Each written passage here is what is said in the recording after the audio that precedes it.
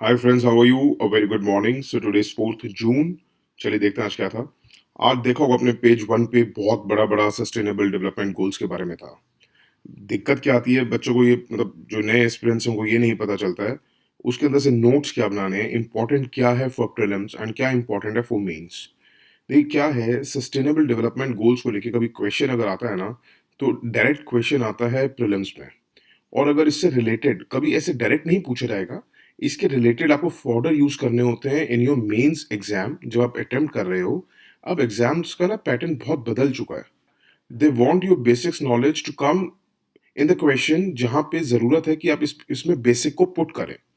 तो क्या होता है कि सस्टेनेबल डेवलपमेंट गोल्स का डायरेक्ट क्वेश्चन अगर नहीं भी आएगा, तो आपको कहीं ना कहीं इसको जब किसी चीज की बात कर रहे हो तो उससे कहीं ना कहीं आपको रिलेट करना होगा सस्टेनेबल डेवलपमेंट गोल्स के मिशंस के साथ। सस्टेनेबल डेवलपमेंट गोल्स जो है वो, जो एजेंडा है वो एक्सेप्ट हुआ था in 2012 at the Rio de Janeiro council meet में। ठीक है। इसमें basically healthy and developed future बनाना था for the planet and people. और इसको ये शुरू कब हुआ, देखिए 2012 में इसको एक्सेप्ट कर लिया गया था। बट क्या था, उससे पहले हमारे मिलेनियम डेवलपमेंट गोल्स चल रहे थे जो 2000 में शुरू हुए थे। वो 2015 में खत्म होने थे मिलेनियम डेवलपमेंट गोल्स। ठीक है। तो इसलिए सस्टेनेबल डेवलपमेंट गोल्स एक्सेप्ट कब हुआ था? It was accepted in 2012। शुरू कब हुआ है ये, इसका शुरू होने की तारीख कौन सी है? वो हुआ है जब इम्प्लीमेंट हुआ है वो हुआ इन 2015। ये दो पॉइंट्स याद रखना, एक्सेप्ट हुआ था 2012 में, मीटिंग इसकी मतलब इम्प्लीमेंट हुआ है ये 2015 से, क्योंकि उससे पहले मिलेनियम डेवलपमेंट गोल्स हमारे चल रहे थे। तीसरा क्वेश्चन अगर ये चार पॉइंट्स में आता है, जब भी आता है सस्टेनेबल डेवलपमेंट गोल्स का क्वेश्चन, एक तो दो पॉइंट्स तो ये हो गए, थर्ड पॉइंट ये होता है कि हम पूछते हैं इसके गोल्स एंड टारगेट्स। याद रखिएगा, it is a group of 17 goals and 169 targets. Indicators आप नहीं याद रखेंगे तब भी चलेगा, बट 17 गोल्स एंड 169 टारगेट्स याद रखिएगा। मुझे आई डोंट रिमेंबर, मैं सॉरी क्वेश्चन पुट करना भूल गया आपको। उसमें था 17 गोल्स एंड टारगेट्स दे रखे थे 180 पता नहीं कितने प्रीलिम्स के क्वेश्चन में। तो ऐसे आपको कंफ्यूज करने के लिए दिया जाएगा, तो याद रखना 17 गोल्स एंड 169 टारगेट्स। और इसको अचीव करना है हमें बाय 2030। ये याद रखिएगा, ठीक है। अब क्या है कि हमारे थ्री कोर एलिमेंट्स क्या हैं सस्टेनेबल डेवलपमेंट के? एक तो इकोनॉमिक ग्रोथ करनी है हमें, सोशल इंक्लूजन बेसिकली इनइक्वालिटीज ना रहे, एंड एनवायरमेंटल प्रोटेक्शन, कि ऐसे आप अपने गोल्स अचीव कीजिए कि आप अपनी फ्यूचर जनरेशन के लिए भी अर्थ को एक अच्छा सुनहरा, जैसे आपको अच्छी अर्थ मिली है वैसे ही एक अच्छी अर्थ आप छोड़ के जाए, ये नहीं कि बेड़ा गर्क करके चले जाए। अब 17 गोल्स क्या है under the sustainable development goals, इनको याद करना जरूरी नहीं है। बट फिर भी कुछ बच्चे ऐसे होंगे उनको हर एक चीज पता है। तो देखिए वो आप ये नोट कर सकते हैं, 1 2 3 4 5 6 7 8 9 10 11 12 13 14 15 16 एंड 17। ये आप ये ले, पहले आप इसको पॉज करके ये लिख लीजिए 13 पॉइंट्स। फिर उसके बाद ये चार पॉइंट्स। इनको ना तो डिस्कस करने का कोई फायदा है, ना इनको आपको नोट्स बनाने का फायदा है। मेजर आपको पता होना चाहिए कि 17 गोल्स हैं, 116 टारगेट्स हैं। इन केस अगर कोई पढ़ना चाहता है सिर्फ पढ़ सकते हैं, बहुत इजी लैंग्वेज में है ये। इतना याद रखने की आपको जरूरत नहीं है, ना ही आपसे वो एक्सपेक्ट करते हैं कि आपको 17 के 17 गोल्स आपको नेशनल एंथम की तरह याद रहेंगे। ठीक है। उसके बाद हम अब जो इस आर्टिकल से रिलेटेड था, उन्होंने कहा है कि इम्प्रूवमेंट देखी गई है सस्टेनेबल डेवलपमेंट गोल्स में। किस किस सेक्टर्स में? एक तो क्लीन एनर्जी में, अर्बन डेवलपमेंट में और हेल्थ में। ठीक है। और यहाँ पे जो सस्टेनेबल डेवलपमेंट गोल का इंडेक्स है वो कौन देता है? नीति आयोग। ये याद रखिएगा, चौथा पॉइंट फॉर योर प्रीलिम्स। अब हमने कहाँ डिक्लाइन देखा है? हमने डिक्लाइन देखा है इंडस्ट्री में, इनोवेशन में और इंफ्रास्ट्रक्चर में और वर्क एंड इकोनॉमिक ग्रोथ में। यही ध्यान रखने वाली बात है। इसको थोड़ा सा आप यूज कर सकते हैं in your mains as a fodder. कहते हैं अगर टॉप रैंकिंग की बात करी जाए स्टेट्स में, तो केरला की टॉप रैंक है, ये followed by Tamil Nadu and Himachal. सिर्फ टॉप मत देखा करिए, टॉप थ्री देखा करिए हमेशा। तो इसका मतलब केरला, तमिल एंड हिमाचल दोनों के स्कोर इक्वल हैं। केरला, तमिल, हिमाचल। और अगर लोएस्ट में देखें तो झारखंड, झारखंड एंड असम, ये तीन लोएस्ट हैं। एक पॉइंट है, एक असेसमेंट हुई है जो यूएन की, उन्होंने कहा इम्पैक्ट ऑफ कोविड की वजह से इंडिया भी अपने में इनइक्वालिटी देखेगा due to the pandemic. Inequality बढ़ती देखेगा इन द पेंडेमिक। और ये हम ऑलरेडी डिस्कस कर चुके हैं बहुत डिटेल में। क्या इनइक्वालिटीज हमने देखी है कोविड के दौरान। आज के लेक्चर में थोड़े से एनालिसिस पुराने देखने वाले ज्यादा हैं, तो इसलिए मैंने आपको डेट नहीं दी है कि कौन सा एनालिसिस देखिए, क्योंकि कई बार हम डिस्कस कर चुके हैं, कई बार मैं डेट्स दे चुका हूँ।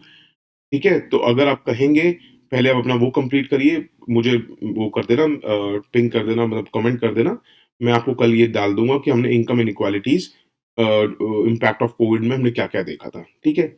एक इसमें था नाम पाल्मा रेशियो का। पाल्मा रेशियो कई बार ऐसे क्वेश्चन पूछ लिए जाते हैं प्रीलिम्स में। आपसे पूछ सकते हो what is Palma ratio? Basically Palma ratio क्या बनती है? मेजर ऑफ इनइक्वालिटीज़ है। कैसे निकाली जाती है? Richest 10% of population divided by the poorest 40%। इसको ज़्यादा याद करना, कैसे निकालेंगे, हम निकाल के देखेंगे, वो करने की ज़रूरत नहीं है। ये कुछ-कुछ पॉइंट्स ऐसे होते हैं जो आपको क्रैम करने पड़ते हैं, रट्टा मारना पड़ता है कि बेसिकली ये अगर आएगा तो क्या है? अगर पाल्मा के बारे में पूछेंगे तो पाल्मा मतलब इनइक्वालिटी को लेके है। दूसरा पॉइंट कैसे निकाला जाता है? 10% richest divide by 40% poorest share, ठीक है? उसके बाद एक पेज 1 पे था, एक बड़ी अच्छी इसकी आई है। जस्टिस बेंच बैठा था जो उन्होंने कहा है कि एक राइट है एवरी जर्नलिस्ट को एक अधिकार है टू क्रिटिसाइज करना मेजर्स ऑफ गवर्नमेंट ताकि वो इम्प्रूव हो सकें, ठीक है? दूसरा उन्होंने कहा है कि free speech of a journalist should be protected from the charges of sedition. और इसमें आप 1 जून के मैंने एनालिसिस अभी जब परसों-तरसों जब भी हमने देखा था, उसमें हमने देखा भी था कि उन्होंने कहा था कि सेडेशन लॉ के चार्जेस को हमें प्रॉपर्ली इसको एक इंटरप्रिटेशन करनी पड़ेगी।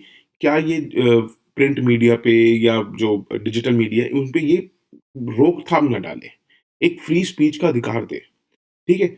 आप ये मेंशन करेंगे this is for your mains, ठीक है? उसमें क्या है ये फॉर्डर है, आप इसमें ये ज़रूर लिखिएगा every journalist is entitled to protection under the Kedarnath Singh judgement 1962। अब आप केदारनाथ सिंह की जजमेंट मत याद करते बैठ जाना, इतना याद नहीं करने की ज़रूरत है, बस इसको मेंशन कर देना। वो एग्ज़ामिनर को समझ आ जाएगा कि हाँ, इनको पता है कि कौन-सी जजमेंट से किस जजमेंट में ये चीज़ों को पुट किया गया था, ठीक है? आप लॉ का एग्ज़ाम नहीं दे रहे हैं, आपको सिर्फ केदारनाथ सिंह जजमेंट 1962 याद रखना है कि आपने इसको जब सेडिशन की बात हो तो उसको इसमें पुट करना है कि हाँ, उसमें भी कहा गया था कि जर्नलिस्ट जो हैं they are entitled to protection. उसके बाद सेडिशन लॉ क्या है? सुप्रीम कोर्ट ने सेडिशन लॉ के बारे में क्या-क्या है, वो आप 23 फेब और 5 मार्च के एनालिसिस में देख लीजिएगा। आपका पॉइंट क्लियर हो जाएगा। नहीं तो ऐसे हमने बहुत लेक्चर्स बनाए हैं 124 ए, 153 ए में। इतने लेक्चर्स आप सुनने लगेंगे तो बहुत दिक्कत आ जाएगी, ठीक है? एक अगर आप बात करें वैसे तो मैंने 1 जून को भी आपको कहा था कि 23 फेब का और 5 मार्च का एनालिसिस सुन लीजिएगा। तो अगर 1 जून को किसी ने मेरी बात मान ली होगी और ये लेक्चर सुन लिए होंगे, तो आज उनको टेंशन नहीं है, सुनने की ज़रूरत नहीं है। एडिटोरियल पे आप देखते हैं एक वैक्सीन्स को लेके था, बहुत डिस्कस कर चुके हैं हम कई लेक्चर्स में, अब इसमें से करने की ज़रूरत नहीं है, कुछ ऐसा बहुत बढ़िया लेक्चर नहीं था। एक उसके नीचे एडिटोरियल पे था डिजिटल सर्विस टैक्स, बेसिकली उसमें क्या कहा है कि यूएस ने कुछ टैरिफ्स लगा दिए थे और अब वो हटा लिए, उनको देखने की ज़रूरत नहीं है, वो डे टू डे एडमिनिस्ट्रेशन अपने में क्या करता है, हमने देखना है कि डिजिटल सर्विस टैक्स क्या है, बहुत ज़्यादा न्यूज़ में है। और सेक्शन 301 ऑफ यूएसए क्या है? ये आप 12 फरवरी का एनालिसिस सुनिएगा, आपको सारे पॉइंट्स क्लियर हो जाएँगे, बहुत अच्छी तरह बताया है। एक एडिटोरियल पे रूरल हेल्थ के बारे में था। देखिए, रूरल हेल्थ को लेके जो हमने डिस्कस करना था, वो हमने 19th में और 26th मई के एनालिसिस में देख लिया है। उसको देखने की ज़्यादा ज़रूरत नहीं है, जो इस बार आर्टिकल आया है भूपेंद्र सिंह हुड्डा जी का, ये कांग्रेस के सीएम रहे हैं हरियाणा के। टोटली जो उन्होंने लिखा है उसमें थोड़ा-सा पॉलिटिकल नेचर है। अपनी तारीफ़ें ज़्यादा की हैं कि वो जब सीएम थे, तो और करता भी आदमी, हर आदमी की वो होती है एक आदत, उनमें मैं उनको बुरा नहीं कहूँगा, बट आपको उसके अंदर डिटेल में जाने की ज़रूरत नहीं है। और एक और एडिटोरियल था, उनमें भाई साहब ने ज़्यादा ही बांग्लादेश की बात करी है, उसको देखने की ज़रूरत नहीं है। उसके बाद पेज 9 पे बड़ा अच्छा एक पॉइंट है कि सेंट्रल विजिलेंस कमीशन ने एक डिफाइंड प्रोसीजर गाइडलाइंस दे दी हैं, जो गवर्नमेंट को और ऑर्गनाइजेशंस को फॉलो करनी होगी before employing a retired official, ठीक है? चाहे वो कॉन्ट्रैक्चुअल बेसिस पे हो या कंसल्टेंसी बेसिस पे हो। उसमें कहा है प्रोसीजर क्या है, ये याद रखिएगा, ये आपके पेपर के लिए इंपॉर्टेंट हो जाता है मेंस के लिए, कि अगर आप किसी भी रिटायर्ड ऑल इंडिया सर्विसेज जैसे आईएएस वगैरह को ऑफिसर्स को रखते हो या ग्रुप ए ऑफिसर्स को रखते हो ऑफ सेंट्रल गवर्नमेंट या उनके इक्विवेलेंट कोई भी अगर ऑफिसर्स हैं, और तो आपको विजिलेंस क्लियरेंस लेनी होगी from the employer organisation from which the officer has retired. मतलब विजिलेंस जहाँ पे वो लास्ट 10 सालों में एम्प्लॉयड थे, चाहे एक ऑर्गेनाइजेशन में थे, चाहे 2 में थे, चाहे 3 में थे, लास्ट 10 इयर्स का रिटायर होने से पहले, ला उससे 10 साल मतलब रिटायर होने से 10 साल पहले तक, वो जिस-जिस ऑर्गेनाइजेशन में उन्होंने काम किया है, वहाँ से उनको क्लीयरेंस लेनी पड़ेगी वो उनके डिपार्टमेंट से, ठीक है? अगर कहते हैं कि अगर more than one organisation, clearance सबके साथ लेनी पड़ेगी और लास्ट 10 इयर्स की, ठीक है? Prior to retirement. उन्होंने कहा है कि और उस कम्युनिकेशन जो आपकी होगी, आपको वो अपने पास तो रखनी है, साथ में सीवीसी सेंट्रल विजिलेंस कमीशन को भी भेजनी होगी। कहते हैं अगर 15 दिन तक आपको जवाब नहीं मिला एम्प्लॉयर ऑर्गेनाइजेशन से, तो आप उनको रिमाइंडर भेज सकते हैं, और अगर 21 डेज के अंदर आपको कोई रिस्पॉन्स नहीं मिलता, तो हम सोचेंगे कि विजिलेंस क्लियरेंस उन्होंने दे दी है। ठीक है, दे दी है।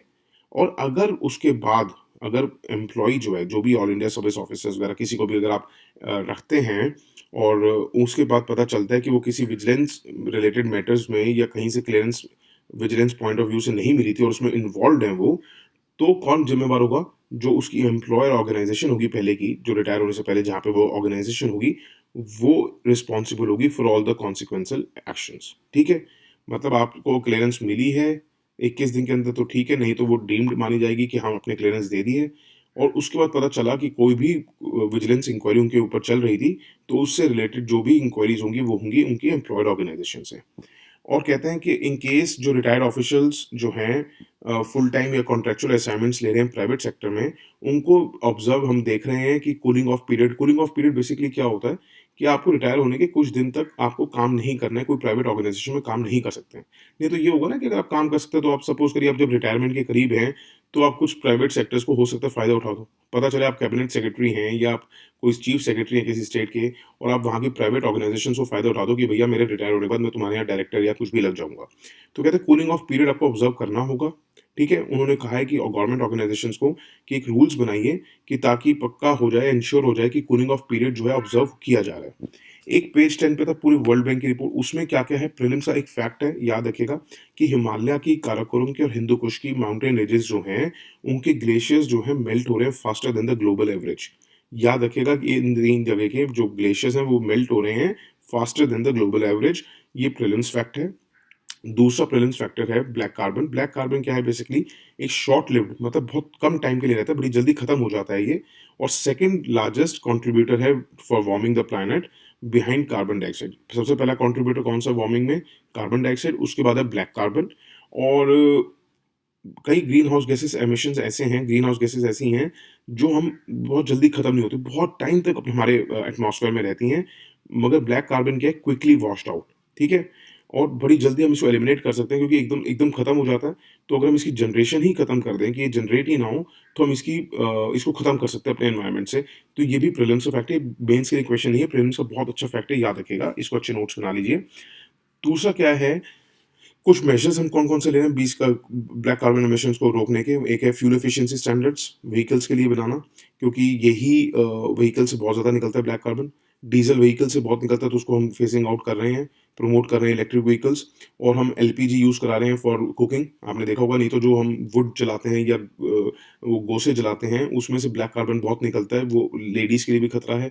और जो प्रेग्नेंट लेडीज़ कमरा बंद करके वो जो लकड़ी वगैरह जला के काम कर रही होती हैं चूल्हे पे, उनके जो अगर प्रेग्नेंट हैं उनकी बेबीज़ के लिए भी खतरा है, या छोटा बच्चा उनकी गोदी में है तो उसके लिए भी खतरा है। ठीक है? तो हमें क्लीन स्टोव प्रोग्राम्स और ब्रिक लेन जो हैं टेक्नोलॉजीज़ में भी हम ग्रेडिंग कर रहे हैं। और ब्लैक कार्बन पार्टिकल थोड़ा-सा आप और जान लीजिए क्या है। ब्लैक कार्बन जो है पोटेंट क्लाइमेट वार्मिंग कंपोनेंट है ऑफ पार्टिकुलेट मैटर। ये बनता कैसे है? By the incomplete combustion of fossil fuels. Incomplete combustion मैं समझता हूँ समझ आ रहा होगा वर्ड से। इनकम्प्लीट कंबशन पता क्या होता है? बेसिकली ऑक्सीजन पूरी नहीं मिलती है कि वो पूरी चीज़ जल सके। जब एक ऑक्सीजन की कमी होती है, दैट इज कॉल्ड, अगर आप ऑक्सीजन की कमी में कोई चीज जला रहे हैं, that is called incomplete combustion of fossil fuel. ठीक है, चाहे वो वुड हो चाहे अदर फ्यूल्स हो। और एक की कंपोनेंट है black carbon of fine particulate matter. ठीक है, फाइन पीएम हमने पहले भी एक बार देखा था कि कौन कौन से पीएम 2.5 तो बहुत ही खतरनाक होते हैं क्योंकि बहुत छोटा होता है, हमारे लंग्स में चला जाता है। तो उसमें ब्लैक कार्बन एक कंपोनेंट है, की कंपोनेंट है। और that's it for today. Thank you so much for listening and have a good day. Bye. Take care.